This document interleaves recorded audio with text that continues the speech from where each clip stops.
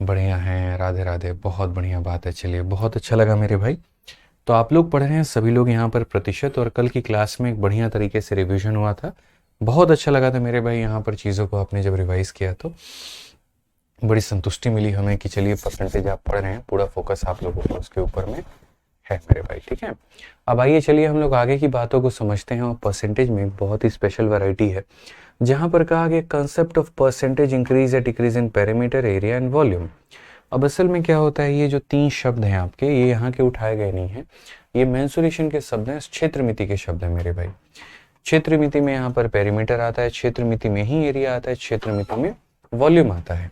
जैसे मैं आपको मेरे भाई यहाँ पर कोई भी एक ऑब्जेक्ट उठा करके आपको दिखाता हूँ। ठीक है, ये सारे के सारे जब आपको मेंसुरेशन पढ़ाएंगे ना, तो ये सारे ऑब्जेक्ट्स हम आपको फ्रेंडली कराएंगे। तो जैसे मान लीजिए मेरे भाई यहाँ पर ये आपका एक ऑब्जेक्ट हो गया, पर्टिकुलरली आपको दिख रहा है, देख सकते हैं ना आप इसको यहाँ पे। ठीक है, जब आप इसको मेरे भाई यहाँ पर देख रहे होंगे, बढ़िया तरीके से देखिए, समझिए इसको। ठीक है, तो पेरीमीटर का मतलब क्या होता है, जो बाउंड्री होती है ना उसको पेरीमीटर कहते हैं। जैसे ये बाउंड्री है, सपोज करिए ये आपका घर का मेरे भाई सामने का वॉल है।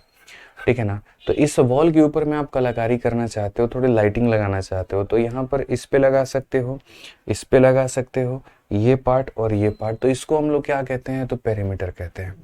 ठीक है, एरिया मेरे भाई यहाँ पर क्या होता है, जैसे ये पूरा का पूरा वॉल है, आप इसको लाल रंग से रंगना चाहते हो, तो ये पूरा का पूरा एरिया हो जाएगा। ठीक है, और वॉल्यूम का मतलब क्या होता है कि जैसे मानो ये एक टंकी है, और इस टंकी के अंदर में कितना पानी भरा जा सकता है, वो उसकी वॉल्यूम होती है। जिस कमरे में आप बैठे हैं, उस कमरे में अगर हम बात करें, तो जो फर्श है वो एरिया है, सामने वाला वॉल एरिया है, पीछे वाला वॉल एरिया है, लेफ्ट वाला वॉल एरिया है, राइट वाला वॉल एरिया, ऊपर की सीलिंग एरिया है। जब टाइलिंग करनी होगी तो एरिया स्क्वायर फुट के हिसाब से बात करके टाइलिंग करोगे, पेंट करना होगा तो स्क्वायर फुट के हिसाब से बात करोगे, लेकिन इस कमरे के अंदर में मौजूद जो हवा है वो मेरे भाई वॉल्यूम है। समझ में आ गया बात यहाँ पर? इस तरीके से मेरे भाई यहाँ पर हमें पढ़ना है, और इस तरीके से हमें समझना है। क्लियर है ये बात? यहाँ पे कोई दिक्कत की बात है? तो पेरीमीटर को हिंदी में हम लोग परिमाप कहते हैं, एरिया को हम हिंदी में क्षेत्रफल कहते हैं, वॉल्यूम को हम हिंदी में आयतन कहते हैं। ठीक है, अब इसके अंदर में परसेंटेज चेंज हम कैसे लेकर के आएंगे, क्या क्या होगा, वो थोड़ा हम आपको बताएंगे। लेकिन उसके पहले मेरे भाई हम यहाँ पर जो है थोड़ा आपको मेरे भाई दो पार्ट हम पढ़ाएंगे, वो होगा एक सक्सेसिव, और दूसरा मेरे भाई यहाँ पर होगा आपका रेशियो। तो सबसे पहले हम लोग मेरे भाई यहाँ पर चलते हैं और पेरीमीटर के बारे में पढ़ते हैं। देखो, यहाँ पर तीन चीज़ें कुल मिलाकर के मेरे भाई होती हैं, और वो तीन चीज़ें यहाँ पर क्या होती हैं, जैसे कोई भी ऑब्जेक्ट हो गया आपका, मान लीजिए मेरे भाई मैं ज़्यादा नहीं, एक बेलन यानी एक सिलेंडर की अगर हम बात करते हैं, किसी भी ऑब्जेक्ट की बात करते हैं, तो एक वन डायमेंशन होता है। वन डायमेंशन का मतलब क्या होता है, जिसके पास में या तो लंबाई हो या चौड़ाई हो या ऊंचाई हो, कोई एक चीज़ हो यहाँ पे, उसे हम लोग 1D कहते हैं। और 1D की अगर हम बात करें, तो जैसे अगर हम देखते हैं मेरे भाई यहाँ पर लेंथ हो जाएगा हमारा। ठीक है, ये हमारा हो सकता है वन डायमेंशन, जिसे हम लंबाई कहेंगे। मेरे भाई ब्रेथ हो सकता है, चौड़ाई यहाँ पर, वो भी अपने आप में मेरे भाई चौड़ाई जो हो गया वन डायमेंशन है। अगर हम मेरे भाई हाइट को लेकर के बात करें, तो हाइट हमारा क्या हो जाएगा, वो भी हमारा वन डायमेंशन है। अगर हम मेरे भाई यहाँ पर रेडियस को लेकर के बात करें यहाँ पर, ठीक है, त्रिज्या की अगर हम बात करें, तो वो भी वन डायमेंशन है। और आगे चल करके तो अब तमाम चीज़ें पढ़ोगे, जैसे लेंथ हो गया, ब्रेथ हो गया, हाइट हो गया, रेडियस हो गया, या डायगोनल जो विकर्ण होते हैं मेरे भाई, मतलब जिसको भी मेरे भाई एक यूनिट में ना, अक्सर आपने कभी भी देखा होगा किसी भी चीज़ को लंबाई में या तो आप सेंटीमीटर में व्यक्त करते हो, मीटर में करते हो, किलोमीटर में करते हो, लेकिन कभी आपने मेरे भाई ऐसा नहीं है कि किलोमीटर स्क्वायर में बताया होगा कि मेरा घर 10 किलोमीटर स्क्वायर है। नहीं, आपका घर 10 किलोमीटर हो सकता है, 100 मीटर हो सकता है, 1000 मीटर हो सकता है, मीटर स्क्वायर नहीं हो सकता, मीटर क्यूब नहीं हो सकता। तो इसके ऊपर में जो पावर होते हैं वो ये सिंबलाइज करते हैं, अगर 1 पावर है तो 1D है, 2 पावर है तो 2D है, 3 पावर है तो मेरे भाई 3D है। ठीक है ना, तो वन डायमेंशन का मतलब ये सारी की सारी चीजें होंगी। इनफैक्ट किसी चीज का परिमाप, पेरीमीटर भी जो हो गया ना, वो भी मेरे भाई यहाँ पर क्या होगा, परिधि जो हो गया यहाँ पर, वो भी वन डायमेंशन हो गया। ठीक है, उसके बाद में मेरे भाई यहाँ पर आता है 2D। 2D का मतलब होता है जिसको व्यक्त करने के लिए कम से कम दो चीज़ों की आवश्यकता है। जैसे अगर मैं इस बोर्ड की बात करूं तो ये बोर्ड का जो हो गया मेरे भाई, एक इसका लंबाई हो गया और एक इसका चौड़ाई हो गया। तो ये दो चीज़ें चाहिए मेरे भाई बोर्ड के क्षेत्रफल को बताने के लिए, एरिया को व्यक्त करने के लिए। तो यानी जो एरिया होता है हमारा मेरे भाई, उसे हम क्या कहते हैं, तो उसे हम 2D कहते हैं। एरिया भी कई प्रकार के होते हैं, अभी तो आप लोगों ने पढ़ा नहीं है, नहीं तो आगे हम आपको बताते हैं। कि सपोज करिए मेरे भाई यहाँ पर जैसे इसी बक्से को हम लेते हैं और इसी बक्से को देखते हैं, तो एरिया हमारा एक ये हो सकता है जैसे ये कर्व एरिया हो, एक तो हम ये ले सकते हैं, एक हम मेरे भाई टोटल ले सकते हैं, ऊपर का एरिया, नीचे का एरिया और साथ में कर्व एरिया।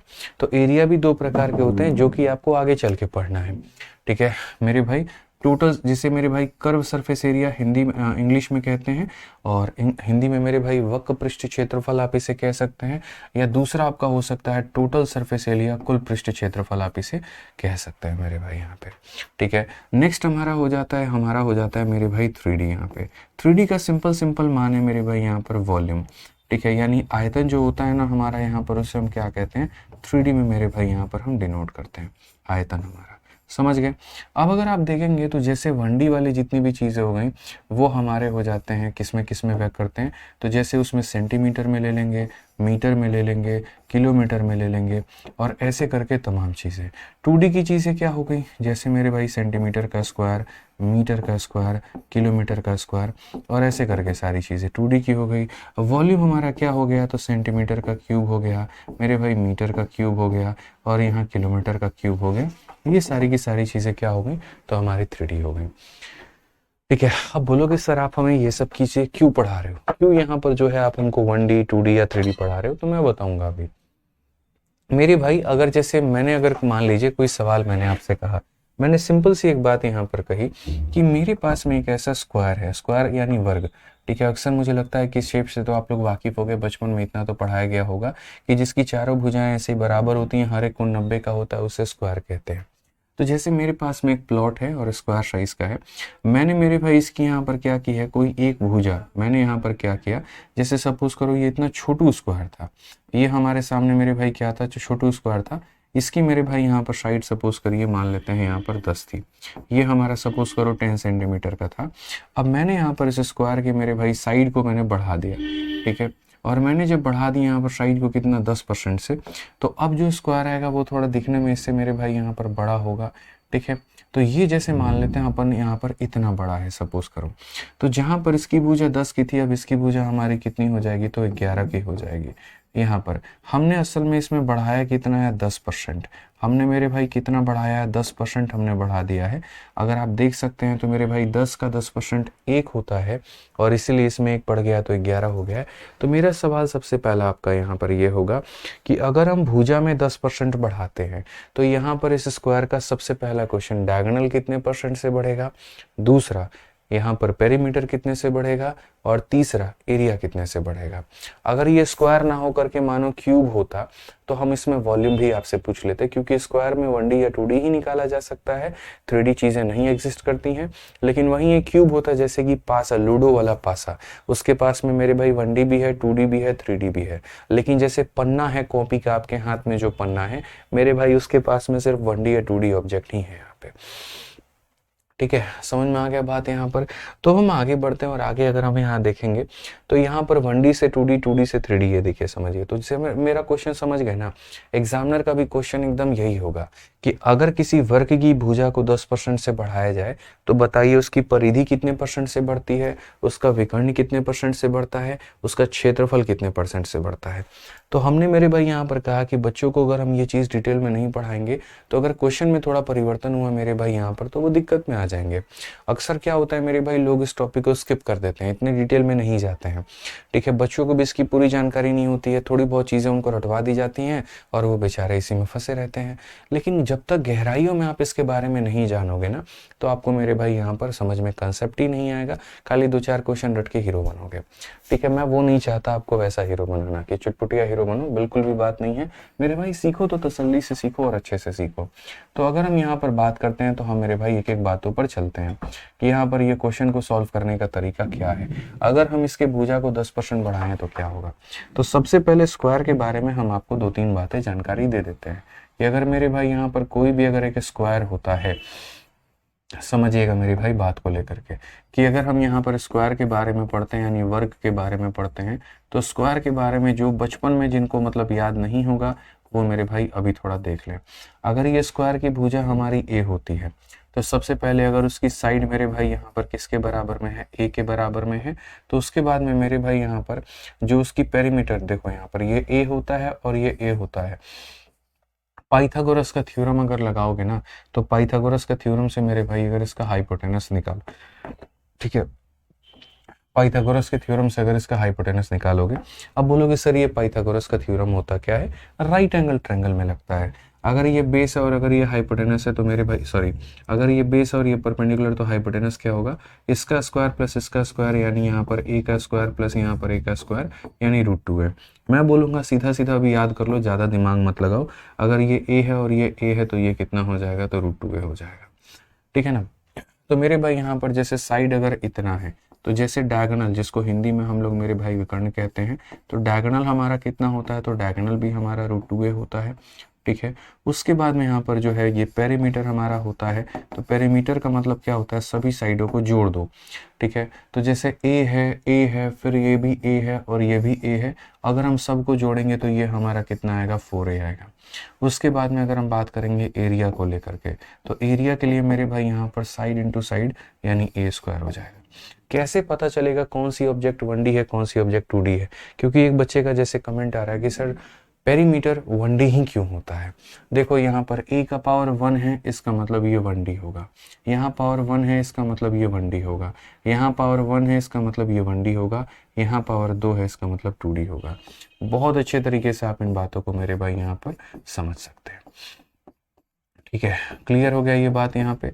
अब उसके बाद में ये सारे फॉर्मूले थे, थोड़ा सा आपने जान लिया। अब इन्हीं फॉर्मूलों को मैं मेरे भाई यहाँ पर लगा करके थोड़ा बताता हूँ। ये हमारे सामने मेरे भाई एक ओल्ड केस है और ये हमारे सामने यहाँ पर न्यू केस है, ठीक है। तो सबसे पहले अगर हम यहाँ देखेंगे मेरे भाई, तो यहाँ पर हम ये बोलेंगे, देखो यहाँ की साइड हमारी कितनी है, तो यहाँ साइड हमारी 10 है, तो यहाँ पर साइड हमारी कितनी है, तो साइड हमारी 11 है, ठीक है। यहाँ पर जो डायगोनल है, डायगोनल का फॉर्मूला क्या है, a को √2 से गुना कर देना, तो यानी मेरे भाई 10 को √2 से गुना कर देना तो 10√2 हो जाएगा। और यहाँ का जो डायगोनल होगा मेरे भाई यहाँ पर वो कितना हो जाएगा, तो 11 को √2 से गुना कर देना तो 11√2 हो जाएगा, ठीक है। फिर उसके बाद में पेरीमीटर को निकालने के लिए साइड का 4 गुना कर देना, तो अगर यहाँ पर मेरे भाई पेरीमीटर अगर आप निकालोगे तो मेरे भाई साइड का 4 गुना कर देना यानी 40 हो जाएगा। और अगर हम यहाँ पेरीमीटर निकालेंगे तो 11 का 4 गुना हमारा 44 हो जाएगा। यहाँ पर मेरे भाई अगर हम एरिया निकालते हैं तो क्या होगा, साइड का स्क्वायर 10 का स्क्वायर मेरे भाई 100 हो जाएगा। और यहाँ पर एरिया निकालते हैं तो क्या होगा, 11 का स्क्वायर 121 हो जाएगा। महत्वपूर्ण तो ये कभी था ही नहीं, महत्वपूर्ण तो मेरे भाई यहाँ पर ये है कि ये हमारा एरिया बढ़ा या कितने से, क्योंकि हमारे एग्जामिनर ने क्वेश्चन के शुरुआत में हमसे ये कहा था कि यदि मैं मेरे भाई भुजा को 10% से बढ़ाता हूँ तो बताओ डायगोनल कितने % से बढ़ेगा, पेरीमीटर कितने % से बढ़ेगा, एरिया कितने % से बढ़ेगा, ठीक है। तो अगर हम मेरे भाई परसेंटेज इंक्रीज इन पेरीमीटर देखते हैं कि परसेंटेज इंक्रीज इन पेरीमीटर हमारा कितना बढ़ा है, तो जो चीज़ पहले 40 की हुआ करती थी अब वो चीज़ 44 की है, तो कितने की बढ़त है, तो बोलेंगे 4 की बढ़त है। कितने के ऊपर में है, तो 40 के ऊपर में है। इनटू कितना करेंगे, तो मेरे भाई यहाँ पर 100%, ये हमारा फाइनल आंसर होगा। यानी हमारा कितना हो जाएगा, तो हम 10% बोलेंगे, ये बिल्कुल सही उत्तर है। कितना बोलेंगे मेरे भाई यहाँ पर 10%। तो यानी अगर मेरे भाई भुजा हमारा, जैसे देखो यहाँ परिमाप हमारा कितना % से बढ़ गया, 10% से। आइए चलिए हम एरिया के बारे में थोड़ा समझते हैं कि एरिया में हमारा वृद्धि कितने का है। तो अगर आप देखेंगे तो बोलेंगे 100 से 121 होना, कितने की वृद्धि है मेरे भाई, 21 की वृद्धि है। कितने के ऊपर में है, तो 100 के ऊपर में है। और इंटू कितना करेंगे सर, तो इंटू हमारा 100 कर देंगे, तो ये हमारा हो जाएगा 21% मेरे भाई यहाँ पर 21%, ठीक है। समझ में आ गया बात यहाँ पे। अब उसके बाद में यहाँ पर ये 10√2 से 11√2 हो गया, 1√2 बढ़ा है। जैसे √2 यहाँ 10 बार था, √2 यहाँ 11 बार आ गया, तो एक बार √2 बढ़ा है। तो मेरे भाई यहाँ पर परसेंटेज इंक्रीज इन अगर हम देखते हैं डायगोनल में, तो बोलेंगे सर इंक्रीमेंट कितने का हुआ है, तो इंक्रीमेंट हमारा 1√2 का यानी √2 का हुआ है। कितने के ऊपर में हुआ है, तो 10√2 के ऊपर में हुआ है। इंटू कितना करेंगे, तो सर यहाँ पर हमारा 100% करेंगे। तो यहाँ पर 0 से 0 खत्म, इससे ये खत्म, तो हमारा कितना हो जाएगा, 10% हो जाएगा। यानी हम फिर से मेरे भाई ये बात बोलें अगर आपको, तो हम कहेंगे हमारे जो विकर्ण है उसमें 10% की वृद्धि है, हमारा परिमाप है उसमें 10% का है, और हमारा क्षेत्रफल है उसमें हमारा 21 का है। तो मैं आपको बस ये कहना चाहता हूँ कि एक बेसिक पॉइंट है, लेकिन हमें ऐसे बनाना नहीं है। मैं तो मेरे भाई बस आपको इतना बताना चाहता हूँ कि अगर हमारा एग्जामिनर ये सारा सवाल पूछ दे तो क्या हम पेपर में ऐसे बनाएंगे? तो नहीं मेरे भाई, ऐसे हम बिल्कुल भी नहीं बनाने वाले हैं। अगर मुझे यहाँ पर ये पता करना है कि यहाँ विकर्ण यानी डायगोनल में कितना परसेंट का इंक्रीज हुआ, मैं कौन सा मेथड लगाऊंगा। अगर पेरीमीटर में पता करना है कितने का हुआ तो कौन सा मेथड लगाऊंगा। और अगर एरिया में बढ़ा तो मेरे भाई कितने से बढ़ा तो कौन सा मेथड लगाऊंगा। इस बात को समझने के लिए 2 मेथड आपको सीखना पड़ेगा, और वो 2 मेथड मेरे भाई कौन कौन सा है। तो परसेंटेज जैसे 2 प्रकार के होते हैं, जो परसेंट होते हैं ना भाई मेरे, वो 2 प्रकार के होते हैं। जैसे एक आपने सुना होगा 1%, फिर आपने देखा होगा 2%, या आपने देखा होगा मेरे भाई 5%, या आपने मेरे भाई यहाँ देखा होगा 10%, या आपने मेरे भाई देखा होगा 20%। तो एक इस तरह के परसेंट होते हैं। दूसरा जो परसेंट होता है यहाँ पर वो होता है 11 सही 1/9% मेरे भाई, ठीक है। फिर उसके बाद में 16 सही मेरे भाई यहाँ पर 2%। फिर उसके बाद में मेरे भाई यहाँ पर जो है 9 सही 1/11%। इस तरीके से करके मेरे भाई फ्रैक्शन आपने देखे होंगे। तो पूरे प्रतिशत में, या फिर ये कह लीजिए पूरे गणित में, पूरे प्रतिशत या पूरे गणित में जब जब मेरे भाई आपको इस तरह का परसेंटेज देखने को मिलेगा, तो जो मेथड का इस्तेमाल करना है आपको वो करना है मेरे भाई सक्सेसिव मेथड यहाँ पे, ठीक है। और मेरे भाई पूरे गणित में जहाँ पर ऐसा मेथड या ऐसा परसेंटेज आ जाए तो आपको इस्तेमाल करना है मेरे भाई रेशियो मेथड। अब ये सक्सेसिव और रेशियो क्या होते हैं ये हम आपको थोड़ा और डिटेल में मेरे भाई कुछ देर में हम समझाएंगे। अभी आपको ज़्यादा परेशान नहीं होना है। तो ये सक्सेसिव और रेशियो क्या होते हैं वो समझाएंगे। फिलहाल वापस से मैं इस डेटा पर आता हूँ। इस डेटा में मैं आपको एक थोड़ा जादू दिखाना चाहता हूँ। वो जादू यहाँ पर क्या है? तो मेरे भाई जादू यहाँ पर ये है कि आपने अपने साइड को कितने परसेंट से बढ़ाया था, तो आपने अपने साइड को 10% से बढ़ाया था।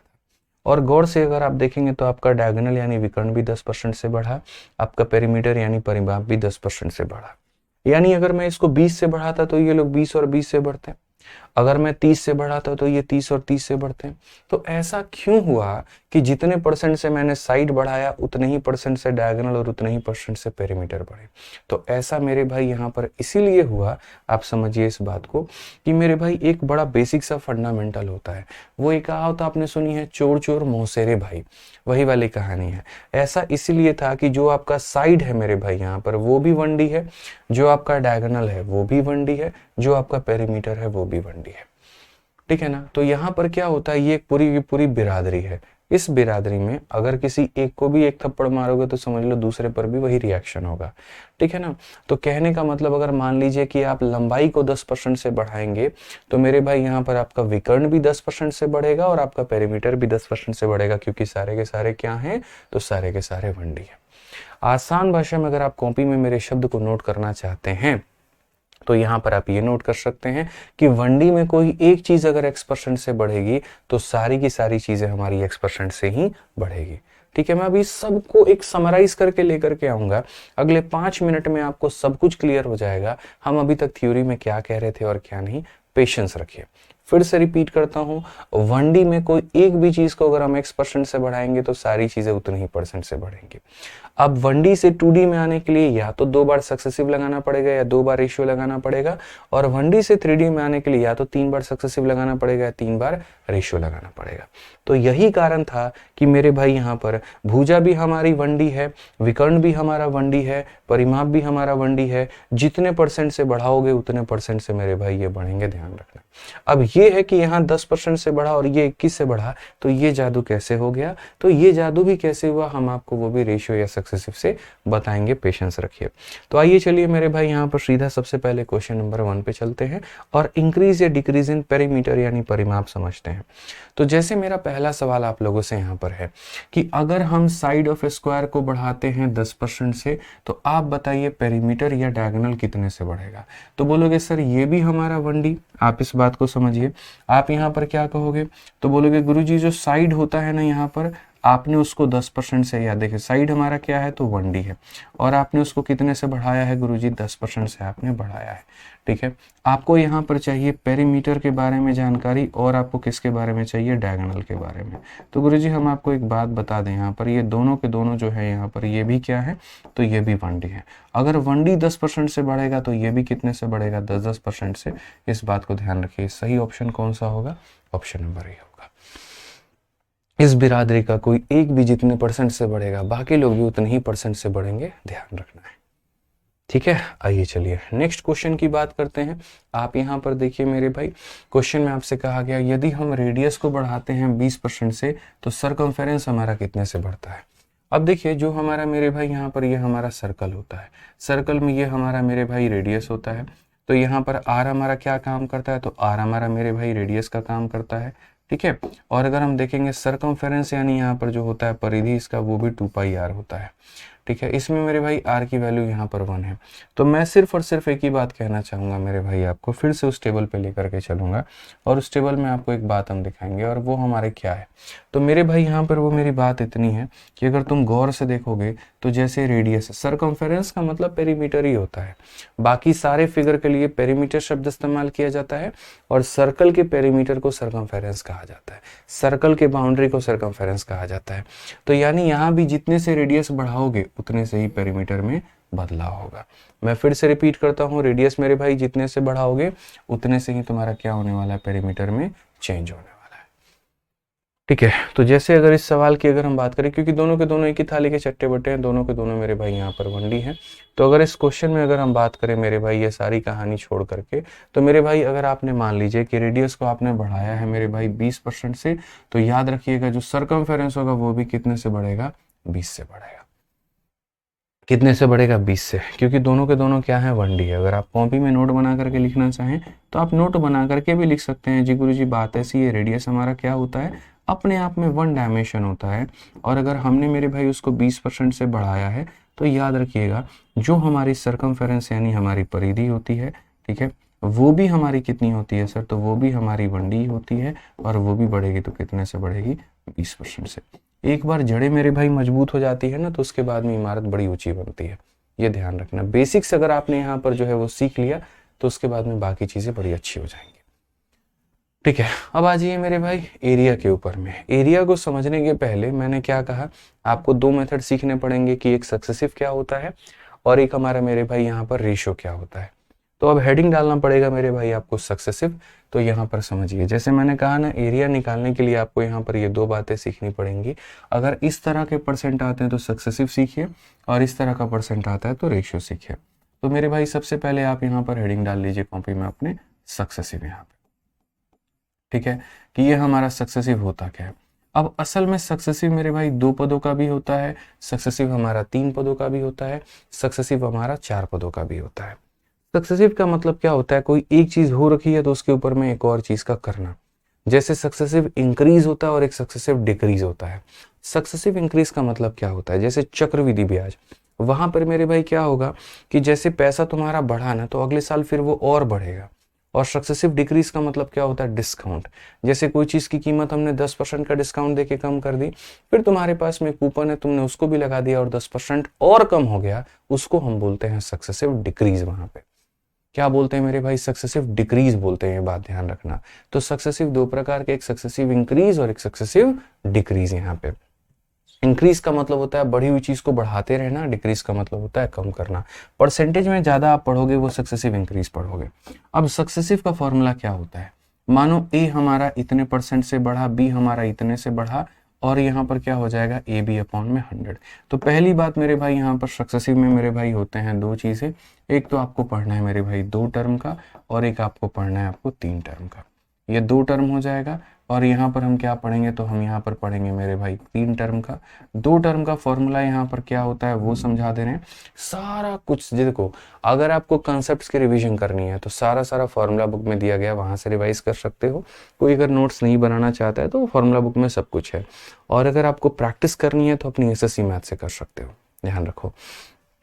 ठीक है। तो मेरे भाई अगर हम बात करते हैं दो टर्म्स को लेकर के, तो दो टर्म्स की अगर हम बात करें तो दो टर्म का हमारा सक्सेसिव कितना होगा, तो दो पदों का सक्सेसिव हमारा होता है a plus B plus A B upon में कितना मेरे भाई 100 है यहाँ पे। तो ये दो पदों का मेरे भाई हो जाएगा सक्सेसिव। और तीन पदों का सक्सेसिव हमारा कितना होता है, तो ये फॉर्मूला थोड़ा मुश्किल है, लेकिन हाँ भी आज चाहें तो करना तो कर सकते हैं। a plus B plus C plus हमारा हो जाएगा मेरे भाई ए बी, फिर हो जाएगा बी सी प्लस हमारा हो जाएगा ए सी, और अपॉन में कितना हो जाएगा 100, और प्लस मेरे भाई हो जाएगा यहाँ पर ए बी सी अपॉन में 10,000। हम मेरे भाई सब याद करवा देंगे, आप टेंशन मत लो। यहाँ पे आपको एकदम इतना परेशान नहीं होना, बाप रे इतनी चीज़ें पढ़नी है, कुछ भी मेरे भाई टेंशन लेने की बात नहीं है। अगर अलग अलग रेट होते हैं तो यहाँ पर ये फॉर्मूला होता है दो पदों में, और अगर मेरे भाई सेम रेट होता है